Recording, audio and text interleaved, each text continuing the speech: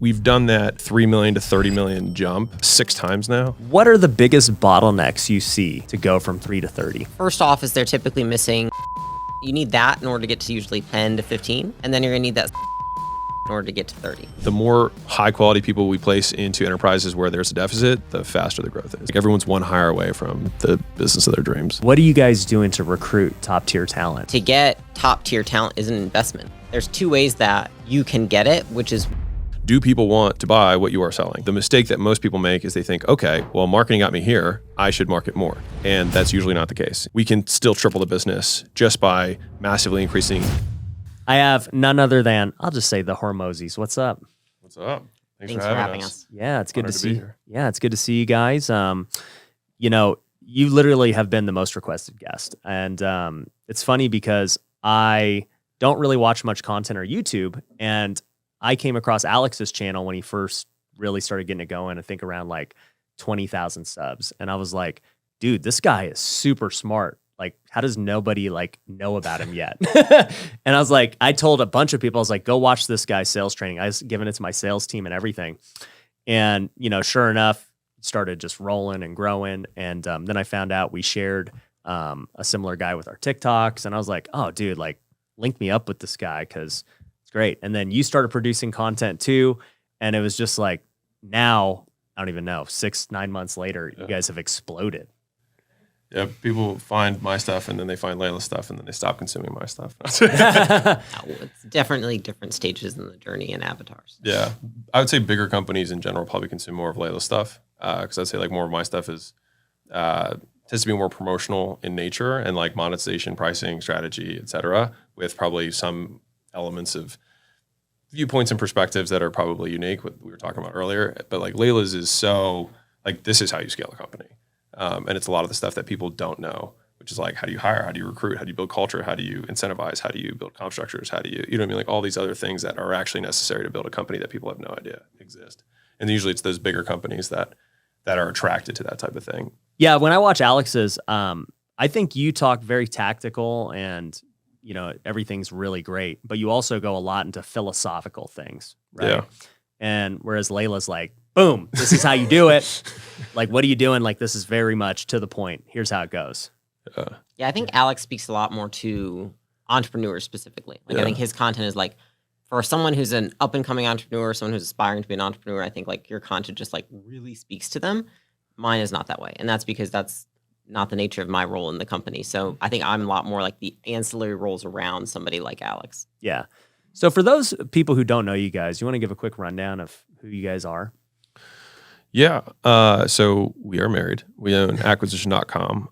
Before that, 6 years ago, we started a company called Gym Launch, which was where we would fly around and do gym turnarounds. So kind of like gym rescue, like bar rescue. We did that for a year and a half.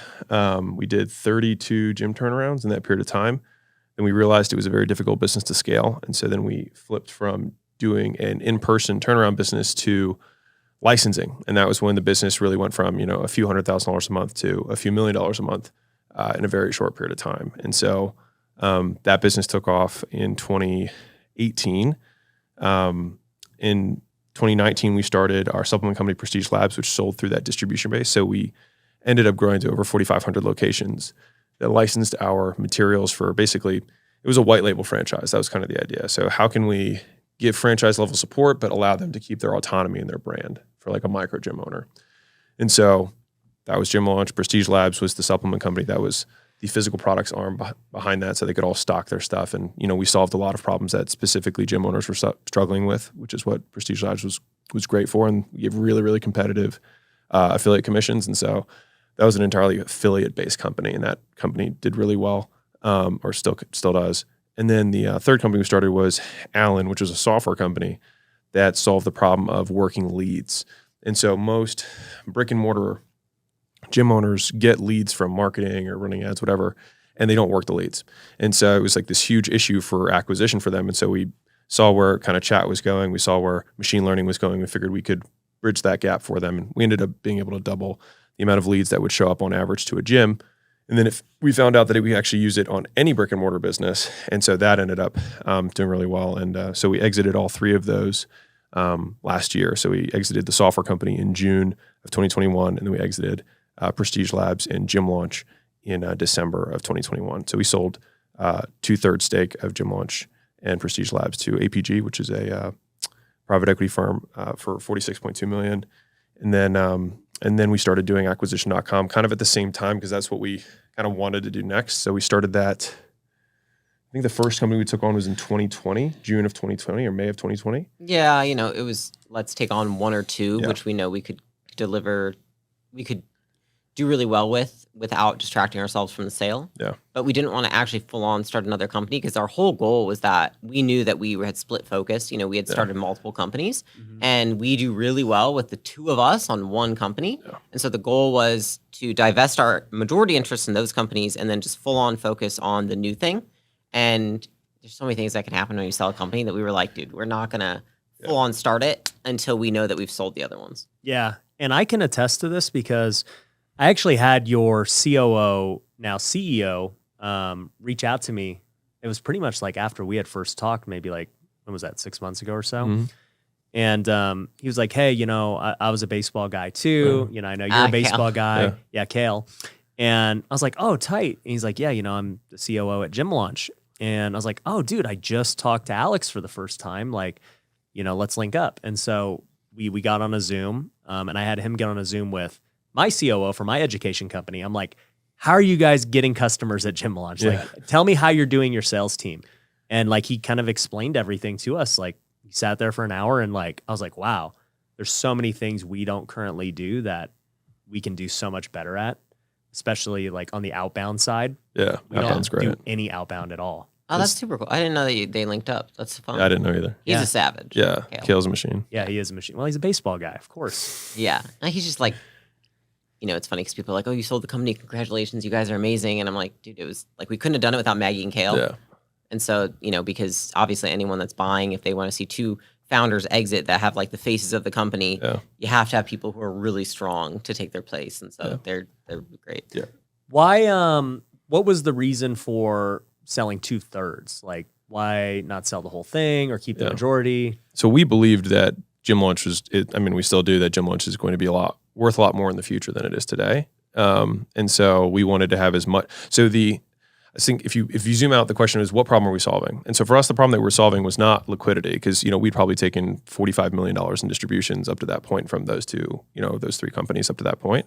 So like we didn't need the money, but it was much more, we needed the headspace. And so we needed to not be responsible for all of that stuff. And that might have just been a story that we were telling ourselves, but at least because it was so inextricably linked with our faces leading into it, I still kind of had an identity that was attached to it.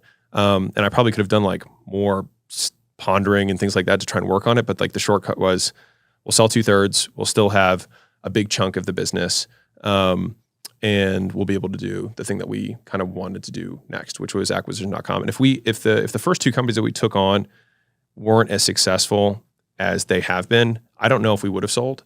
But the first two companies and all the companies done very well, but the first two that we've had the longest have just really, really done well. And so we were like, all right, this is what we really want to do. And then we built acquisition.com, and so now that does about $13 million a month between the portfolio companies. So explain to everyone like what acquisition.com is. Yeah. So we work with internet businesses. Typically, I would say the majority of our businesses are e-learning and training companies as a whole. It's probably 80%. And then 20% are just, I would say, generic service-based businesses. And that's at least the split. That hasn't been purposeful, but that's been what it's been up to this point. And we know those spaces really well. And so minimum size is $3 million. I think the biggest company we have does about $6 million a month.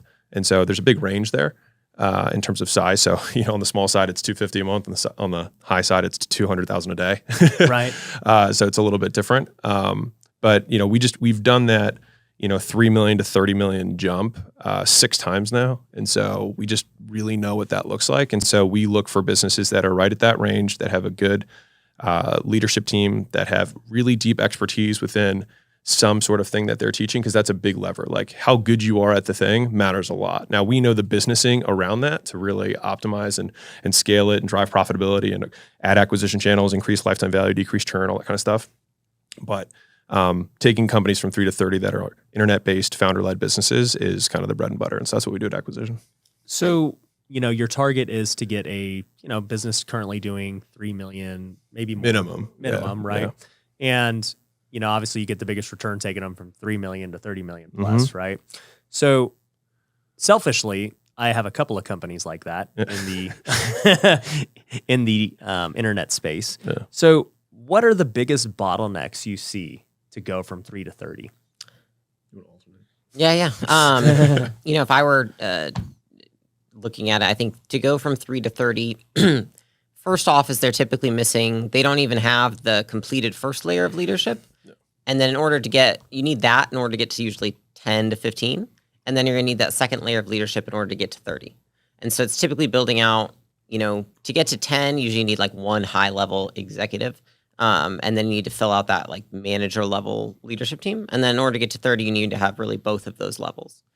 So that's the first thing in terms of people. In terms of like the other pieces of the business, their product packaging and pricing is usually not optimized at all. So typically we have to redo the whole structure. So all their offer structure, all the product, all the pricing, all the packaging, it's just not optimized. They're undercharging or they're not charging for the right things. They don't know what's actually valuable to the customer. Yeah. And so we help them figure out what's the thing that's actually valuable to the customer and then who is your freaking customer, right? Because you can say who it is, but like who's actually buying and who's actually like in your Facebook group or in your CRM is a different story. And then I would say that the other two pieces too are data. So getting the data in place, it's really, really tough to scale without that. And so getting them into a system that actually that their team wants to use, because it's one to get you on a system, but it's the second thing is you have to get them on a system that their team can actually use easily and that has usually a good interface. So that's the third one. And then I would say that the last piece to that is just scaling the talent at the top, which is the culture, which is the soft stuff that we go over with them. And honestly, I think helping that CEO and integrator, it's typically a duo that we work with, just raise up in terms of their level of leadership and the kind of culture that they have, because I don't think that in the beginning they realize how important it is. And so we reinforce that on day one from working with them. And so we really hammer home like dialing in what the culture is so that as we scale, we don't lose that. Right. So it seems to me, and I mean, it seems obvious just like talking about it, but like people, like most people they don't have enough manpower yet. Totally. And what do you see as like the biggest needs for hiring? Like, is it on the marketing side? Is it on the sales side? It depends wildly on the company. Yeah. Like if you have a product-driven entrepreneur, they probably have, really good product and innovation, R&D, things like that.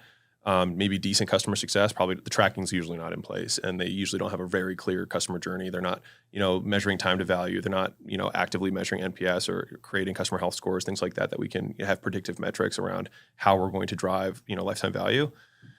But they'll usually be better there than they are on like the sales and marketing front. And so it's really just like, where do we feel like the constraint of the system is, and then just ruthlessly prioritizing and attacking that. And so on the flip side, if we have a very promotion-driven entrepreneur, then it's usually the back of the house that needs to clean up. And so, for us, because we deal with the whole of the company, we attack it end to end. Right. Yeah, it's funny. Before this podcast, I had this guy's name's Kiala, and we were talking about internet marketers, right? And most internet marketers are great marketers, great promoters. They suck at ops and fulfillment. And then you get guys who are really passionate about what they do, and they just don't want to talk about it, right? We were talking about my buddy Graham Steffen, who we partnered with. He's not the greatest promoter, but great product, right? His product is his content and what he's doing. So I think it's cool to see that. So what would you say, at least on the marketing side, right? Because you got your book, $100 Million Offers, right? Which is all about marketing, which was a fantastic book for anyone who has not read it yet. Go get it. It's 99 cents on Amazon. Like, you can't, you'd be dumb not to buy it, right? So, quick plug there. But, in that marketing book, something that really hit home was all these ways to market that I currently don't market, right? Like, I learned to market on the house flipping side by going direct to seller, right? We would run TV commercials, direct mail, cold call, all that stuff. But when I went to the internet-based businesses, I was like, oh, social media, this will carry me. And it has to this point. And then I've pretty much abandoned, affiliates, outbound, anything like that. Like, what do you see with all these companies you guys evaluate and look at as, like, I guess the bread and butter with internet companies, like for their marketing strategies? Is there consistency or a theme? I would say, I mean, predominantly, I would say most of them run paid ads and have some sort of strong organic or both. I would say like that's the majority of the companies that come to us. Not to say that that's what we need them to do or what we end up building with them, but that's where they're at usually when they meet with us.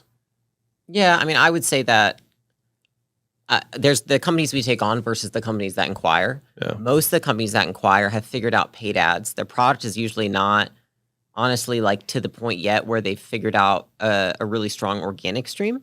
We have some companies that we take when we find those ones. Those are usually some of the best because they have a great product.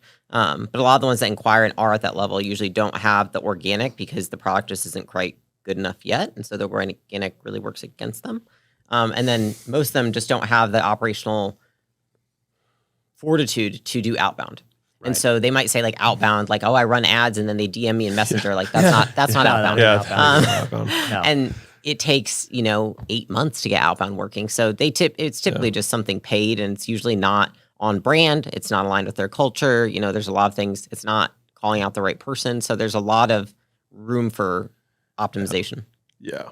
100%. We get a lot of gains just from just filling in holes. Like the first year, we mostly just fill in holes, and almost like by accident, we'll triple the profit of the company without even like really putting the big stuff in place yet.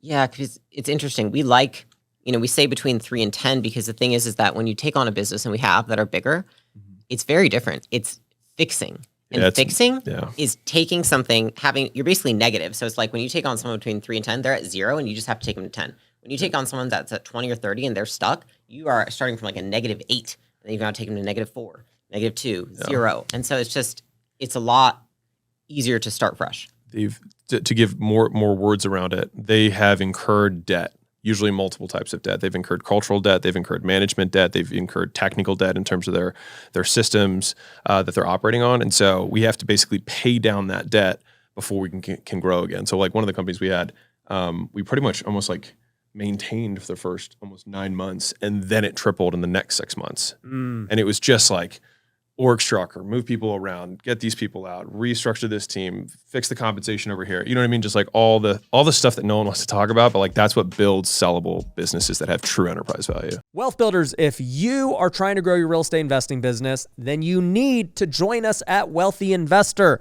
If you have no idea what Wealthy Investor is, it is our coaching program and community. We have helped thousands of students worldwide grow their business. Now, it doesn't matter if you're just getting started and you're trying to get that first deal. We can help you do that. If you're trying to scale your business and go from a few deals a year to a few deals a month, or even 7 figures a year, we can help you do that too. In fact, last year alone, we had over 30 students do over $1 million in revenue. And I'd love for you to be the next one. So it's pretty simple. If you're trying to grow your business and wholesale more homes, or flip more homes, or buy more rental properties, then you need to go to wealthyinvestor.com and book a free call with our team. It's super simple. We'll go on a strategy call with you and figure out how we can help you grow according to your needs. So all you got to do is go to wealthyinvestor.com, book the free call with the team, and we'll see you there. So when you guys are looking at acquiring these companies, are you only looking for ones that people want to sell? No? Go for it. No, we align ourselves with whatever the founder wants. Yeah. And so like the way that we get, make money off of, our investments, we align to make sure that whether they sell or not, that's one of the things that why we're not like traditional PEs. Traditional PE is usually incentivized to get someone to sell to a specific buyer within a certain amount of time against whatever the founder wants. Usually they force them to, and they usually have like a drag along right, which means that they can force them to sell. Yeah. We just never want to do that because we're entrepreneur first. And so it's really aligning ourselves with whatever that person wants, which we make sure that we figure out within the first 2 weeks of working together. Right. So what does a typical structure look like, right? Somebody comes in, they're like, hey, take a look at my business, and you guys do your due diligence on it. And you're like, all right, this looks interesting. You have a call. Like these deals being struck, I've heard you say in the past, you only want minority stakes in these, right? Because you want them to, lead the charge. Yeah. So is a lot of this just you guys buying into the company, or are they giving you equity for your expertise? Like how's all that playing out? It's a combination. It's a case-by-case basis. We have some companies that we have put cash in. We have companies that we haven't put cash in. The big thing is like, what problem are we solving? And so I would say the vast majority of the companies that we are working with are internet-based companies. They are growing, they are profitable, they have cash flow. And so usually the founders, like, they wouldn't, if we were to appropriately value the company, it's usually not actually valuable because no one would really buy it because the founder could never actually step away. So it's really just them with 1,000 hands. You know what I mean? And so the valuation would be really low. And for most of them, they don't need the cash, they need the expertise. And so for the majority of the situations, it ends up just being like, cool, we'll take a meaningful enough stake that we care, but not so much so that you stop caring. Yeah. You know what I mean? So it's really trying to strike that balance. And then, we have incentives for us to try and like triple the company within 5 years. And that's like our big, goal that we drive towards. But because we are minority partners, it's basically like everything kicks in after we triple.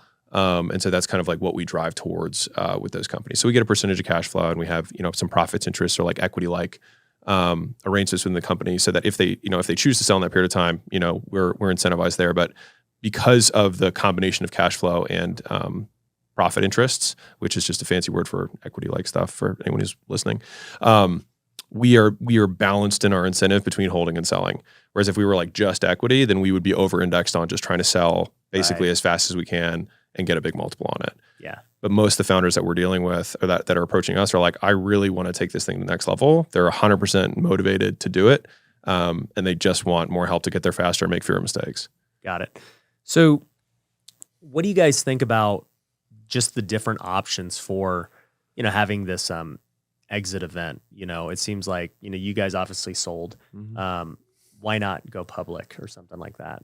For acquisition.com or for those companies? For, say, Gym Launch. Like, why not Yeah. take Gym Launch public when you guys were doing it? I think again, it's what problem you're solving for. Taking it public would have we would have been the one taking it Right. public, Yeah. and we just knew, for a lot of people, they're building something and it's the right foundation to build more upon. Like I think you're doing that, right? It's like you built the one company that's now building other companies, right? When we looked at Gym Launch, we said, could this build what we want to build within acquisition.com?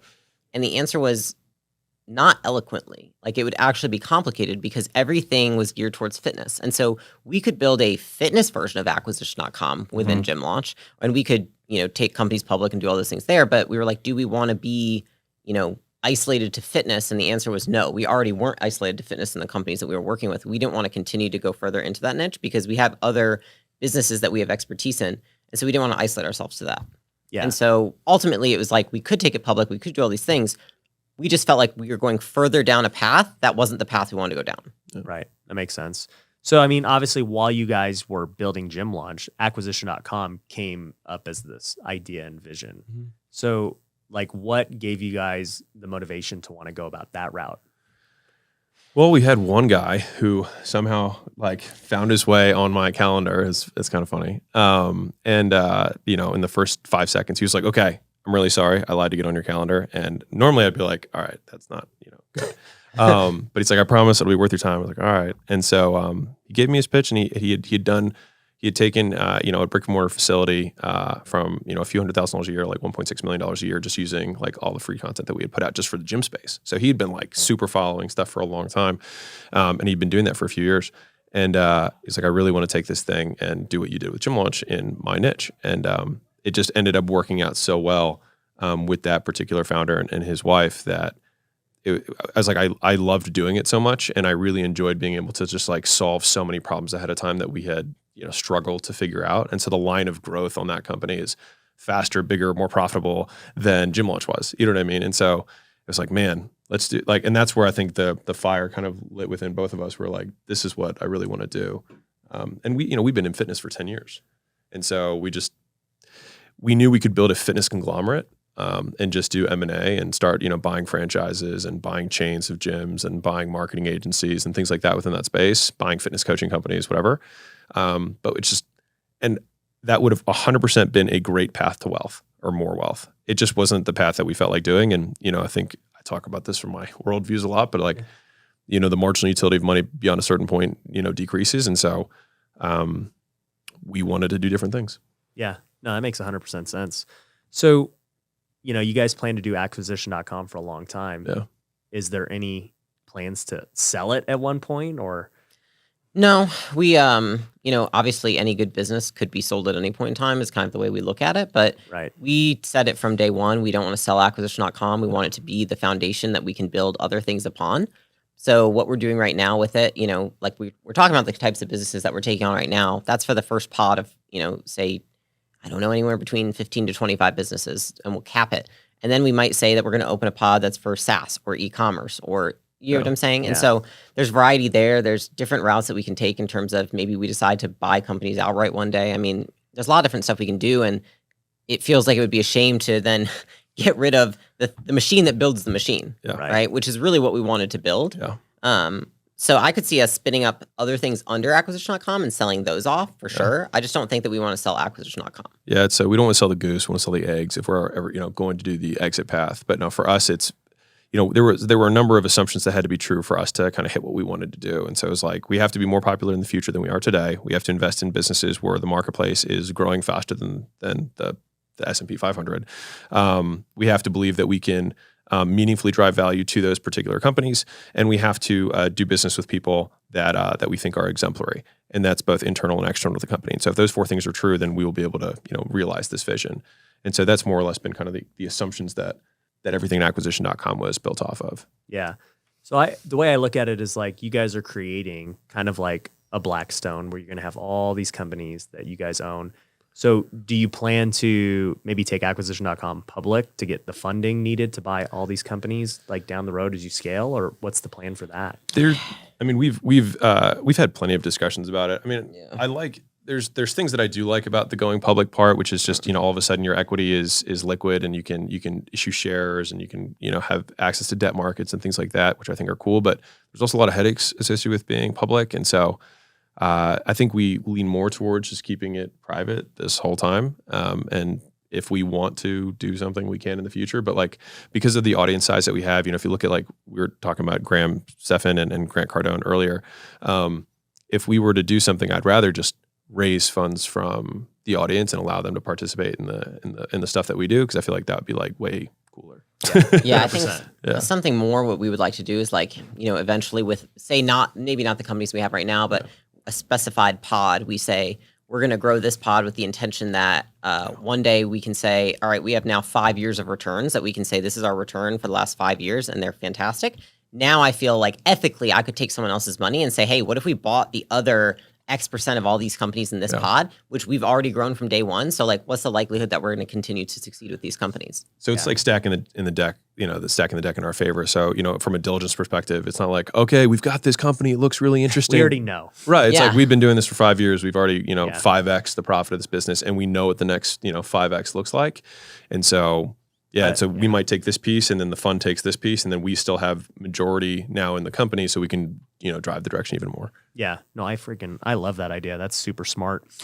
So let's talk about how you even get these businesses to come to you. So, social media has been something that's drastically changed, the world period and business owners as a whole, right? Like, it's like, dude, if you're not on social media, it's like, does anyone know about your business, right? Like, that's just what it seems like. And you both recently came on the scene, like, going full force. What was the catalyst behind that? Yeah, we can. Yeah. So I figured with this company, in contrast to some of the other companies we've had in the past, it had to be something that was inbound. And so like true inbound, I would say paid ads is like in between, inbound and outbound. But like, I didn't want to build a company where we're soliciting people saying, hey, we're going to help you grow your business. You don't know who we are. And by the way, we're going to, buy in for a minority. It just like, there wouldn't be trust. There's just a lot of things that would be missing. So I figured that this company would make the most sense to build off of an organic inbound, following, and I didn't have one. And so I was like, okay, well, looking at Grant and what he did with his fund and whatnot, I was like, all right, well, real estate's not my game. But, I feel pretty confident that, high cash flow digital businesses are our game. And so if that's what we're going to do in 10 years, then start today, and that was kind of the thought process a year and a half ago. Yeah, and honestly, looking at like, because we both, we're ideating about this business, how you bring in customers affects the entire business. Totally. And so even like looking at the kind of talent that you can acquire when you have like a very volatile acquisition strategy, you're not going to acquire the same kind of talent you can if you have a very stable, reliable acquisition strategy. And so we know that if we can build this moat, which maybe it takes a lot longer to build, that's okay. It's still worth building because of the kind of business that we can build underneath of that. Yeah. And I agree. Like most of my customers have been all organic inbound. And so like even when things aren't necessarily going well, like if, you know, they don't get the service that they were hoping for, something happens, they're not immediately like, oh, you know, bad review, scam. They're like, hey, like I get it. You know, they're much just more easygoing than somebody that you had to do a hard sell on to buy your product.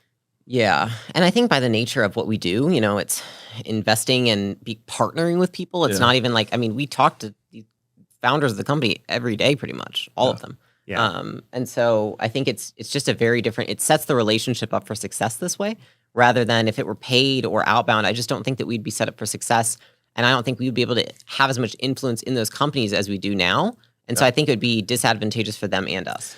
And it's and because our relationship is a minority stake, it's much more based on trust and influence because like we don't have majority. So like we can't force someone to do something. And so we have to have people who share our values and like trust us. And if we're like, hey, we really think you should make this move, and it might seem scary, but they're like, all right, I trust these people, I'm gonna do it.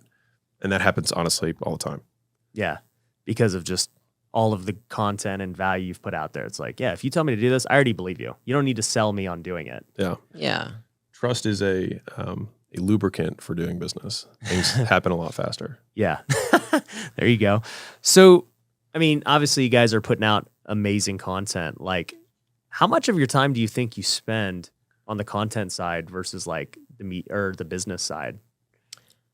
It's different between both of us, so you can answer for yourself first. I would say, I mean, the vast majority of our time is on the business and the businesses that we have in the portfolio. We've been pretty good. You know, Caleb's here behind the camera.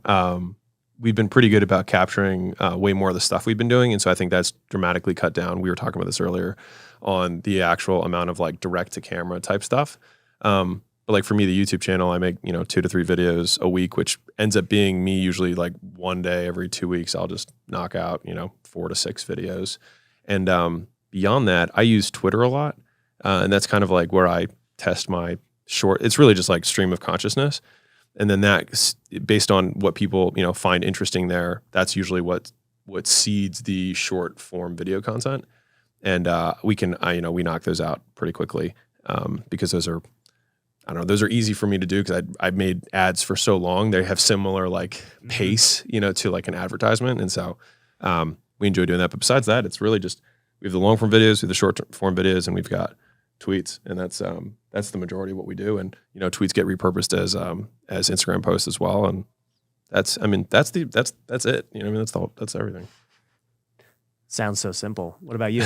Yeah. I mean, same stuff, but I think I know what, you know, with acquisition.com being new, it would be irresponsible for me to prioritize making content over getting the infrastructure in place. Like we're heavily investing in talent and hiring and getting the, you know, structure in place to scale. And so that because that's my role in the company, like I actually realized today, I was like, oh shit, like I haven't made a YouTube video in like 3 weeks. And so and I told our YouTube guy, because in the beginning, he's like, you're gonna do what Alex does. He does 3 times a week. And I was like, I'm not doing 3 times a week. No. I was like, I'll do like maybe 1 a week. And then he'll be like, dude, we don't have one this week. I'm like, yeah, I don't care. It's like, okay. because it's irresponsible. You know what I mean? Because Yeah. I'm just always gonna be more internal facing. And so actually that's when, you know, when I said, I really do want to make the content because I think it'll help the companies and help them be more well-rounded if they have both of our perspectives. But I was like, I cannot do direct to camera. It's not scalable. And so I was listening to Gary Vee, and he had this one line where he just said, dude, I'm an operator. He's like, you don't get it. I spend 99% of my time on my businesses. And I was like, I'm an operator.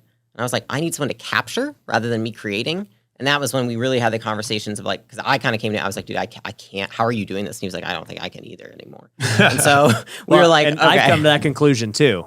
Entrepreneurs, if you want to grow your business, there is no better investment than your own personal brand. The smartest thing I ever did was start creating content and investing into my brand. Ever since then, we've been able to triple our business. I've been able to raise more money than ever to continue buying more real estate.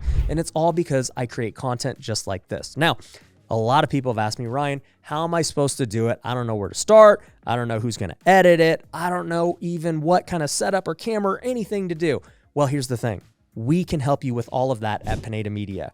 We have a podcast checklist that you can actually get for free at pinedamedia.com that's going to go over everything you need on starting a podcast. But to make matters even better, we'll actually edit your podcast for you. We'll repurpose it into short form clips like you see on my Instagram and my TikTok so that people will start seeing those clips and watching your podcast, and in turn, being customers or investors in your business. So if you want the one-stop solution where you can get everything done for you, plus get the education you need to grow your personal brand, then you need to go to pinedamedia.com and book a free call with our team. You can also go get that free podcast checklist and that training program absolutely free by just going there. So go check it out.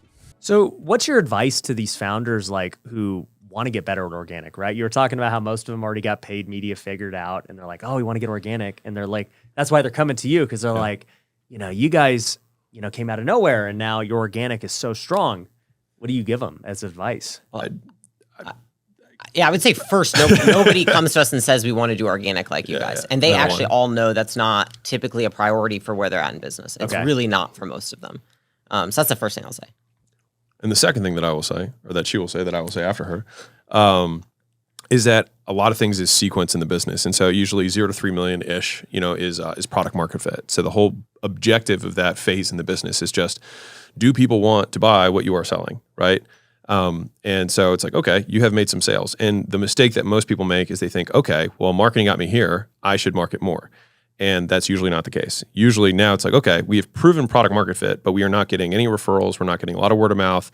And unless we clean up all the back end and increase customer lifetime value, put all the infrastructure in place so that we can get more ascensions, build it back, all the other things that are required to really create an exceptional customer experience, you become a only marketing company, and then it becomes very difficult to scale past maybe 10-ish million because you have so many people falling out the back that you just like every month you have to sell twice as many as you did the month before just to stay the same. And so, for us, it's like, okay, 0 to 3, you got your product market fit. 3 to 10, we have to clean up the back end. And usually just by cleaning up the back end without even increasing the sales velocity or number of units sold per month, we can still triple the business just by massively increasing how much each customer is worth to us and how many customers those customers bring to us. And then at that point, now that we've the expanded LTV, expanded gross profit margins, et cetera, and the infrastructure to scale, then we have these new metrics we can go and attack new acquisition channels and be inefficient at scale because we have so much margin that we can work with. Right. So talking about churn, in a lot of e-learning, many people buy, say, a mastermind, right, or something, and they go into it knowing that, like, oh, you know what, I'll do it for a year, and then I'll try a different mastermind after that, right? Like typical somebody's attitude if they want to go learn something. How do you keep that from happening? You mean leave? Yeah. Or stop them from leaving? So it depends on, because there's, levels, there's, courses, there's coaching programs, there's masterminds, things like that. We have to separate out the consumables from the one-time purchase. So like education, for example, is a one-time purchase, and information decreases in value precipitously over time. The day before you learn something, it's much more valuable than the day after you learn it, right? Yep. And so that's where having information only becomes very difficult from a continuity perspective. The things that are consumable that people can use month in, month out are accountability. They can use tech support. They can use a community. So those are all things that people can consume on a consistent basis. From from increasing the stick, if we increase the quality of the community overall, and if we can appropriately adjust the price to match the value or be less than the value that they're receiving over time. So it's not uncommon to see a year 1 price be higher than a year 2 price because the value diminishes once you have access to the network. And then the new value that's being consistently delivered is the new people who enter the network and the new information that comes, that gets put into the programs and the trainings and things like that. And so, but that might be less than the learning of the initial skill. And so it's really finding that sweet spot where we can keep the customers and make sure that we're pricing based on the consumable, not on the one-time thing. Yeah, that's exactly what I figured out with Feature Flipper was, at first people would do it for a year and they'd be like, okay, I learned what I wanted to learn. And like, that was good. But then we realized like, man, people stay for the community, like you said, the network, the accountability, the camaraderie of just coming to an event every quarter, and they love it. And, to make it even sweeter, I did exactly what you said was I cut the second year price in half. And I just said, hey, it's half the price and, it'll be that price as long as you want to stay. And like our retention skyrocketed just from doing all of those things. Yeah. Yeah. If you think about it, really, like when people are, if you look at like anything in customer success, they always put like basically it's results and experience. And so it's just like understanding that most, I think in this space, typically like e-learning masterminds, they have the results there, which is like you're getting the network, you're getting the information, you're getting all of this, but they actually forget about the experience, which is like, did you set expectations properly with the person of what they're going to get even? Because some people join for network versus some join for the education. And then did you onboard them well? And then how often are you talking to them? Are you proactive with your communication? And so a lot of people actually look at Gym Launch and they say, oh, it's a digital, information business. And I'm like, dude, we had a 40-person support team. Because we were so focused on the experience. Like every time someone had a baby, a wedding, a birthday, a holiday, like their first trip, they made a certain amount of money. It's like we're constantly pouring into them. And I think that's the intangible stuff that people don't want to leave because they have relationships. And so I think the relationships and the feeling that you give those people is longer lasting than the education all in all, because people are loyal to a person, not necessarily to a thing. Right. And one of the points that Leila made there, I'll just zoom in on real quick, which is asking people why they're joining. It sounds really simple and obvious, but people are solving different problems when they're buying the same thing. And so having a personalized experience for how they're going to consume the product and the service at the onset, giving kind of like a unique roadmap, is one of those things that will dramatically enhance the value that they're receiving from the program, because usually most people deliver way more stuff than someone can consume. And so it's like, okay, how can I give you the shortest path to getting the value that you want the way you want to receive it? And so like that's a huge part. And then, some of the other cool things is using that network effect that you have, for the network, but also for group purchasing power. So if you, let's say just for math's sake, let's say your first year was $12,000 and your second year was $6,000. If you have a group of 200 entrepreneurs or 500 entrepreneurs who are in this network, we have a huge amount of buying power. And so there's normally services and products and things like that everybody probably frequents that may or may not be yours, that you own. And so you can bundle in the savings from the group purchasing power to be in excess of the absolute cost of the mastermind, and then it becomes a savings to be a part of the association or whatever. Right. And so there's like ways that you can stack the value that makes it just so irresistible and such a no-brainer for people to stay that they're like, well, shit. Yeah. I mean, I'd feel stupid to say no. We talked about the book earlier and just like all the different ways to market. And I know you're coming out with a whole series of books and everything else. And the next one's about generating leads. Leads. Mm-hmm. And you've talked about how it's taking a while with all the revisions and everything else, and it's been a beast. It's been a headache. And I remember I actually asked you, man, this was maybe like 4 or 5. I go, hey, how are you publishing them? And you're like, just on Amazon, Kindle. And I was like, really? I was like, who's writing them? He's like, I am. And I was like, what about you're like, I'm just doing it. And I'm like, holy crap, dude, to do all of that, like. I wrote my one book right over there, and that was like 4 years ago. I was like, I don't think I could ever do that again. That was so difficult to like write it on my own. Yeah. It's tough. But Alex didn't write his first book even thinking he was going to publish it. Like, I don't think people realize that. Like, he was literally writing it, and he's like, I don't know if I'm going to do anything with this. Like, I just don't. I think I'm just writing it for myself. He's like, we could actually use it with the companies. It'll be like a manual. It's exactly what it was intended to be. And so then it was like one day he woke up in the morning and he had said like, oh, if I'm going to, I'll do it. If I'm going to publish it, maybe I'd do it in like a few months. Do a big launch. It would be like a big launch. I would do this whole thing. And then I kept telling him, I was like, well, if the thing is good enough, which I'd read it like probably 6 times by this point, I'm like, it is fantastic. Like it's going to blow up. Like you don't need to do anything. And he was like, and then one day you woke up and you were like, I put it on Instagram and it's on Amazon. And I was like, it's on Amazon and Instagram? And he was like, yeah. And I was like, what the fuck? And I was like, I don't even know where to log in to like, make sure the shit's going well and stuff. And so it was a little bit of a shit show. But he made one post and no marketing, no other posts about it, nothing. It just literally went viral off word of mouth. I mean, it was insane. People don't believe us. They're like, you had to have pumped something. I'm like, he didn't pump shit. But people just aren't used to actually like how much time he puts into writing. Like I am not somebody that gets bothered by how much somebody works, but like when he gets into writing mode where it's like weeks on weeks of like, I'm like, hello, are you hungry? Are you thirsty? Like, are you shriveling raisin in there? He's in this closet. Like, you go in your closet and just turn off the light. He's so dedicated to it. And it's because he genuinely loves writing. Yeah. And I like the books, books are very special to me because like I've learned a lot from, reading and like if you think about like when people die, the only thing that's left is like books. Like the only thing that has like stayed for 2,000, 5,000 years is like written word. And so I think there's something magical about that. And so that's what I spend a lot of time trying to make it really, really good. And I think there's a big difference between like publishing a book and publishing a great book. And there's just a mountain more of work. But like, you know what I mean? Like there's probably 20% of the work is publishing a book compared to, publishing a book that the product, the value that people get is so far in excess of what they pay that they tell their friends about it. And so like if you can achieve that ratio, then the product takes off, and then it becomes its own marketing. Yeah. And so that was the goal for the book. And when I told Leila that, I was like, I don't know if I want to promote it because either it's good enough that it will promote itself, or why would I promote it? Because if people aren't telling their friends that it's good, then why would I want anyone else to read it? Right. 100%.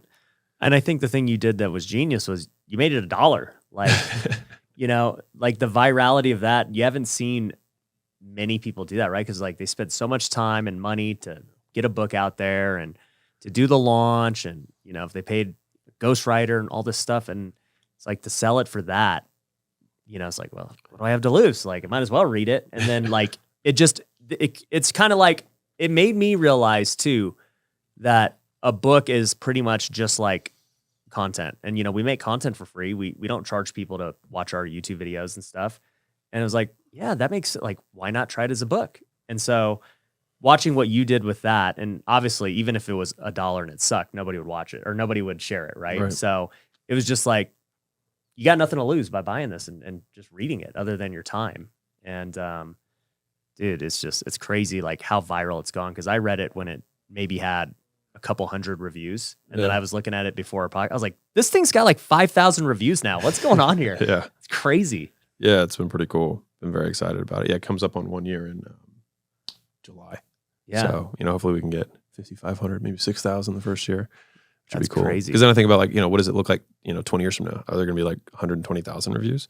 Right. Which would be pretty cool. But like, to your point about the pricing thing, it's like I priced it there because like, what was the objective of the book? The objective of the book is that it gets shared and that many people consume it. The objective is not like for me to make an extra, $20,000 a month on a book. $2 a book. Yeah, like I Well, just, and Amazon takes 66 of the 99. Like it really, like I did not make a lot of money on the book. Yeah. We said we want to be able to basically, anything we put out there that's education or information, we just like decided like our brand like is just we want all of it to be for free. So we don't want to make people pay for anything. We don't want to ever sell anything. It's just that's not how we want to make our money. Yeah, we just make our money doing the stuff. You know what I mean? And so we wanted to just teach as many, like the business model was simple. It's just, okay, we really do this stuff. And why don't we just help as many people as humanly possible, knowing that 99.9% will never work with us and never give us $1, and that's fine. And then of the people who are super executors because they can take the stuff without hand-holding and get themselves to 3 million, 5 million, 8 million, 10 million a year. And then they're like, dude, I used all the stuff. I got past this level. Now, like, I trust you because I used your stuff and it worked. So now I know the next thing's going to work. And then it just makes it for such a better process of finding alignment, getting the right partners. And so it's just big picture. I don't want to sell more like $10,000 things. I want to just find partners that were in it for 10 years and build something really cool. Do you ever see yourself starting? I know you're not going to charge for education, but do you ever see yourself starting like a mastermind for high-level entrepreneurs? No. That was actually, I'm sorry. No, I mean, I feel strongly against that. Yeah. No. But even if you didn't charge, like just, I don't know, as a networking type deal. I think we've thought about doing like an event. Yeah. Like a Mozi Nation event, or doing a community on like Discord or something like that. So like, we're trying to think of different ways. Hey. Did he tell you to do Discord? Yeah. Yeah. Putting it together as we speak. I have 2 Discords right now. Okay. Oh yeah. So they have about 15,000 in them. Okay. And Discord's interesting because it's like 24/7. Yeah. And it's just like nonstop. People are just always talking, always communicating. It's different than a Facebook group where it's like you got to make a post and somebody might comment, somebody might not. It's like a 24/7 chat room. Yeah. Yeah, that's crazy. I mean, I could see us doing something like that. It's just, what's the objective? You know what I mean? Like for us, the objective is the mission of the company is to document and share the best practices of building world-class companies. And so we do that by building world-class companies and documenting it, and then we share it. And the key point of sharing is like, we share it so that everybody can have it. And I just, in my bones, believe that the only thing that makes the world better is entrepreneurial businesses. And so the more business owners we can equip with the skills and lessons that, were very difficult and painful for us to learn, then the more good businesses will be out there. And even if none of them ever work with us, like, we'll die and it won't matter and it's okay. And we're happy to just help people out. And we're good with that. 100%. So how is it, working together? I mean, you guys seem like you're just yin and yang. Like, it just works so well just watching it from here. Does work well. It does work pretty well. Honestly, yeah. I mean, it's a tough one because we met and we started working together so quickly, and it's not for, I would say, like 99.9% of couples. And I think also a lot of couples aren't going to work as well together as we do. Yeah. Because I think that we just naturally, like I've always been kind of in this position with anyone that I've worked with, like the integrator to a visionary. And Alex is naturally a visionary. And so I think we met and we had complementary skill sets, and it was the right timing, and we started doing it from day one, and we're both really coachable, and we both take ownership over our shit and don't blame each other. And so I think just who we're lucky that we found each other and it worked so well. But working together is great. We love it. Do you guys ever how do you split between business and your relationship, or is it all just flowing together all the time? It flows together. I mean, there are moments where you're like, hey, husband hat, or hey, wife hat, and you need to clearly delineate. But most of the times, the things that we enjoy talking about are the things that we're building together. You know what I mean? And so in a lot of ways, we're talking earlier, the businesses that we build are a lot like our kids. They're the things that we're bringing into this world, and we're raising them and, fostering them and whatnot. And so that's what we enjoy. And we've always kind of decried the black and white, you have to have one date night. You cannot talk about business. You have to, you should, you must, blah, blah, blah. These things so stressful. I think you can do whatever you want. And this is the life that we like. And this is the marriage. We do marriage the way we envision marriage, and it works within our dynamic. And that's all we know. And so, for people who have similar mission values and, lifestyles, then I think those are the three things that for us have to be in alignment for any kind of long-term partnership. It's you got to want to do the same epic thing. You have to want to get there the same way. And then the lifestyle is how you do it in the meantime. Yeah. And I think, what people, I'll say this, which is what people see in terms of us in the business setting and working together and doing all of that. We actually do, I have always intentionally tried not to, because it was a pattern when we had Gym Launch, which is I don't want to show husband and wife, Alex and Leila, in front of our team, because I don't want them to detract or distract from business. And so how we are in private when we're not in front of other people is very different than how we are in front of people too. Very. And that How so? We're super playful, super funny, playful, tons of humor. We joke around a lot. Lighthearted, very touchy, that's one thing that I actually, when we had the company, I was because you go just touch your spouse, but in front of the team to be hugging and doing all that while you're leading it quarterly. Yeah. That's a little weird. So I try, we've kind of trained ourselves not to do that stuff in front of other people. Yeah, and if anything, unified front, it's just I would imagine it's just like parenting, right? I mean, I don't have kids, but I would imagine it's just like parenting. Unified front, we don't disagree publicly if there's ever anything. If there is anything, we're hey, after the meeting, talk about it in private. Yeah, I thought we were not doing that. Yeah. Where did that come from? Yeah, it's oh, I thought you were talking about this. Ooh, my bad. I'll let them know in Slack. No big deal. You know what I mean? Yeah, just being sensitive to other people in the room. I think especially so many people are hesitant to work for a husband-wife duo because they're worried about the stability of the relationship and how you disagree and how you solve arguments and all that stuff. And the last thing we ever want to do is bring any sort of personal element in in front of our team, besides I would say our intermediate team, which is Caleb, who does video, he's going to see us together in our own element, and same with our EAs. But besides that, nobody really sees. Got it.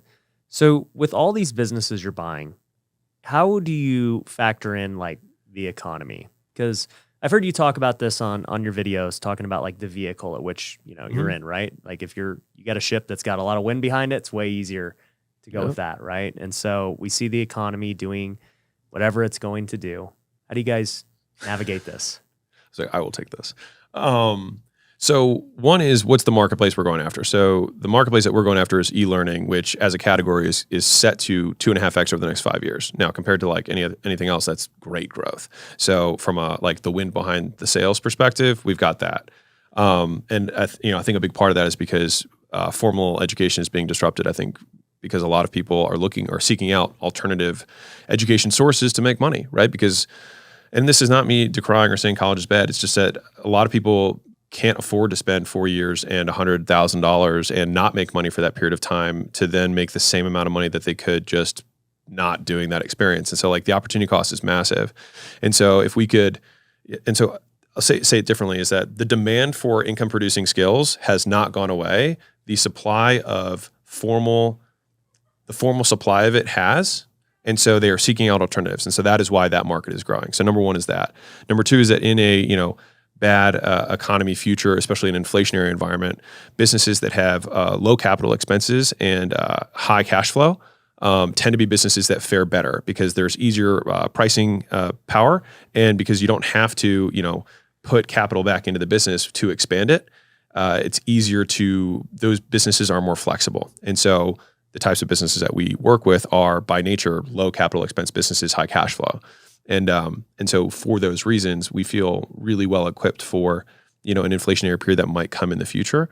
Everybody has a plan until you get hit in the face. But we feel as far as we can see, we feel pretty good because things have to go on. And so it's like, okay, well, if we can mitigate these risks, at least then we can trudge forward and deal with things as they come.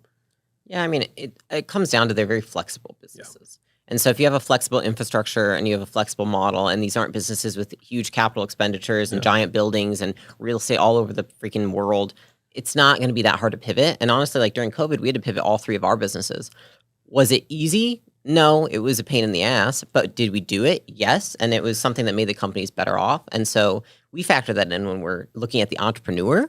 And are they the kind of person that could, do well in economic downturn, and then the company as well? And most people in an economic downturn, like the demand, again, for income producing skills does not go away. Right. The demand for, other things that are like nice things might decrease. But like when there is no money, the demand for money is just as high, if not higher. And so and many of the businesses that we have teach kind of niched income producing skills. So it might be, how to fix a hair salon, how to be a plumber, how to whatever. And so those are, I think, always going to be in demand. Yeah. Second to that is we do try to pick people that we believe are market leaders or could be market leaders. Yeah, it's a big one. So we're not looking at people that are distressed or that we don't think have the potential to take over their specific niche. Yeah. And so typically in an economic downturn, the market leader survives. And so we feel confident that those people could do that. Right.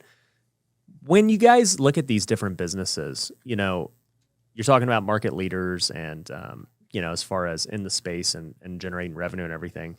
But, like a lot of businesses, probably like Gym Launch early on, are very dependent on, the founder, right? They're the face. They're driving all the traffic. Even today, in many of my businesses, like, dude, if Ryan stops making content, where are the leads coming from, right? Yeah. What do you guys do to address that, if any? You mean so that we could like potentially exit them in the future kind of thing? Yeah. It's always, honestly, with all of them, that is part of the plan. Yeah. So that's something that takes...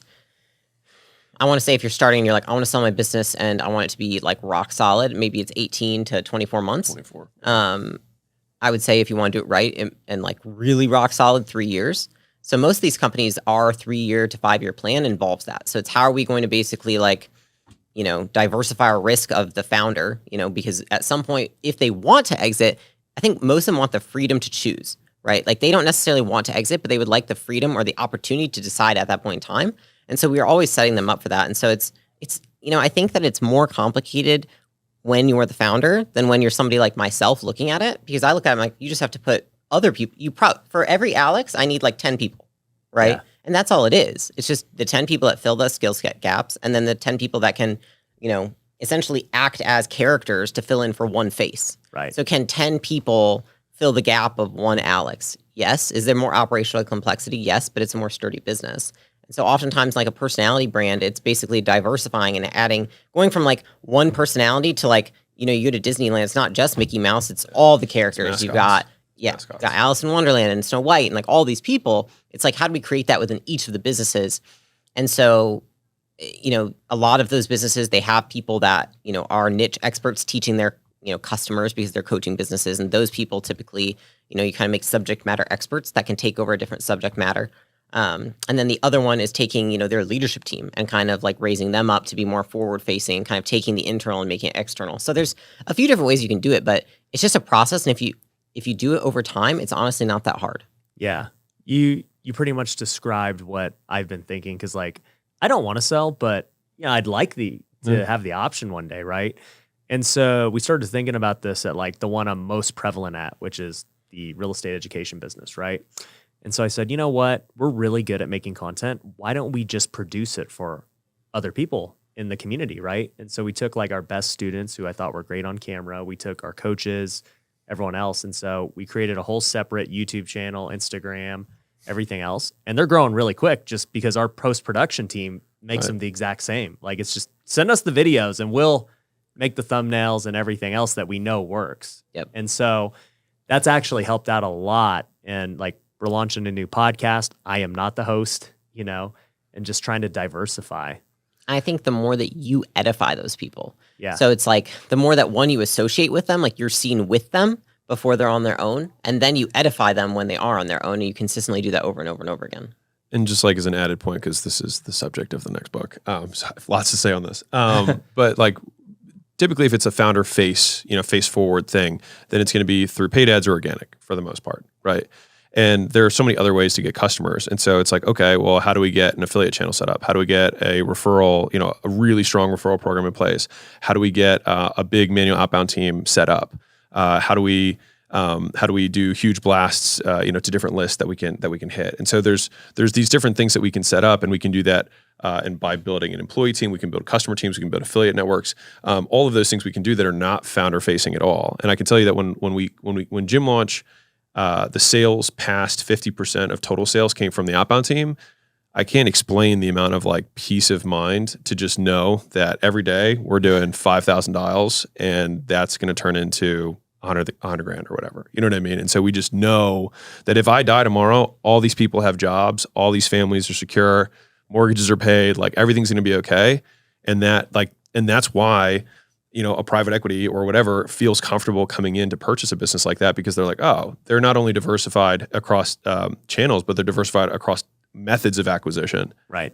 It's not just social media. Right. Yeah. Exactly. That's just like one, right? Like we could cold call, we could cold email, we could cold DM. Like there's so many different ways that we could do this. We could do paid ads to get affiliates and then build 1,000 person affiliate. Like so Prestige Labs was 100% affiliates.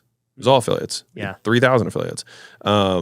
Allen was 100% affiliates. We actually had super affiliates. We had a 2-level affiliate set up in Allen, because for the same reason, I was like, I didn't want to be the face of this.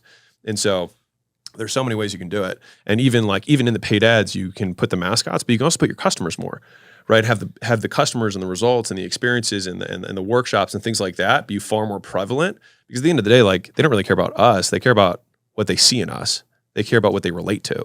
And so if we can draw that line or just kind of like lean into that more, we can kind of like step off camera, and it's like, oh wow, this person is just like me, and this business helped that person succeed, whatever. Yeah. No, I love that. So you mentioned that if you're going to replace the founder, it might take 10 people to replace Alex, right? What are you guys doing to recruit top tier talent? For ourselves? In general, for you and, helping the founders, hire better. Yeah. I think that, we're at a point now where we're attracting a lot of top talent, which is something that I haven't had for the last 6 years. It's unfair. It's really like an unfair advantage. It's not unfair. And that's what I've experienced It's just too. been accumulated. I tell people, I'm just like, I make a post and we get so many hot applicants, and it's great, but like that's not the reality for most people. Yeah. So for most people, I mean, like when we had Gym Launch, like to get top tier talent is an investment. I think that there's 2 ways that you can get it, which is one, you can go through your network and you can try and literally like pull whatever favor you can to get your first top level person. And if you can get one, that edifies you to every other person that you're ever going to talk to, that it's not a crazy idea to join your company, right? So like for Gym Launch, like we got our CFO, and I'll go with the second way, which is using a recruiter or paying somebody to go recruit if you don't have that in-house. Because the thing is, a lot of people don't have recruiters in-house. They also don't have the time to dedicate to really finding the right kind of person. So, I mean, we forked out a lot of money on a couple positions, and I'm glad, because once you have 1 or 2 people that are top tier talent that you did pay a lot of money for, then those people have networks, and then those people also edify you, so you start to look more legit, so it starts to legitimizes your company. Yeah. And so then you do attract talent more naturally, whereas in the beginning you just don't have that advantage, so you don't have anything to leverage besides your money. And so it's, either your time you can try and DM and, on LinkedIn and crap yourself, I guess, as a founder, which, I mean, I've done it. Or you could pay a recruiter to do it for you to find that talent. I really just think, like, we basically gotten in, I'll tell you how we found our CFO. We gotten in with one of our friends who said, I can get you with this recruiting company, but they typically only take companies above 100 million. And at that point, we weren't there. And he was like, but I'll tell them like how fast you're growing and all this stuff. And so because of that, we got to use them, and because their name, their brand of recruiting, right? So when they reached out to somebody, they're like, oh shit, they were literally number one in the nation. So they're like, I'm going to answer to them because they're the number one firm. And so I think you have to associate with somebody else's brand if you don't have a strong enough one. And so for our companies, like at Acquisition, when they were trying to fill roles for them, like we do leverage ours to find people for them because we have so much inbound, like, hey, do you need an operator for a company? Do you need a sales manager for a company? So we can just throw that back into the companies. And it's a big competitive, that's a big thing that we can help with the portfolio companies, because also, like to her point about like the legitimacy, if they're like, oh, your portfolio is doing, 150 million a year, they're like, okay. I feel much better that you guys are all on board on this, and you guys are an investment firm that's really like sees something here too. So then they feel way more at ease. And so we will, we'll screen and vet some of the final candidates, especially like leadership and up.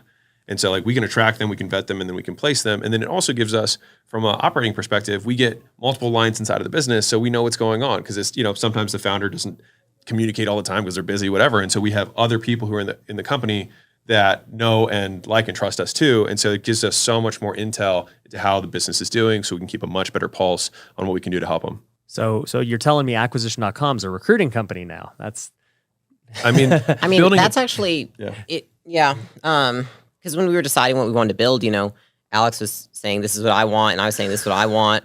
And then we kind of put something together. It's always like a mesh of the two. And so like what I really love doing is finding talent for people. Like I love doing it for my own teams. And so I was like, I think I'm good at it, and I think I'm really good at helping people with it. And so that's why we decided like the most hands-on piece that we are with the businesses is recruiting. So it's recruiting their leadership. And that was the number one thing you said from the beginning. You were like, people. Like, that's what they all need. Yeah. And it makes sense. Like that's the thing you're helping probably the most with. It's the phase of growth that they're in. So part of it might just be that tends to be the problem that most of them are at. And so we have morphed ourselves into becoming like the best solution for that thing. I don't know if it's the chicken or the egg, but just the more high quality people we place into enterprises where there's a deficit, the faster the growth is. And so we just, like, everyone's one hire away from the business of their dreams. Yeah. No, I 100% agree. And I mean, for Acquisition.com, it gives you guys so much of a competitive advantage. Not only just like, we're going to potentially give you money. You're obviously going to get our expertise, but by the way, you're getting our network too. Yeah. It's like Shark Tank. 100%. Yeah. That's super cool. Well, I really do. I could talk all day to you guys because there's just so much, you guys have going on and your knowledge and everything. But, I appreciate you guys coming on the show. It's been a lot of fun, and I know the audience got a lot of value out of it. So, yeah. I mean, we appreciate you having us on. Yeah, and I appreciate only a 15-minute drive. Yeah, that's true.